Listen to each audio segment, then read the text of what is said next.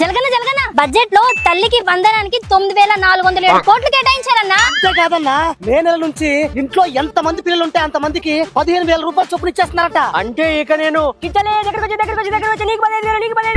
అని అనకూడదా? పొరపాటున అలా చేస్తే మూకులైపోద్దన్నా.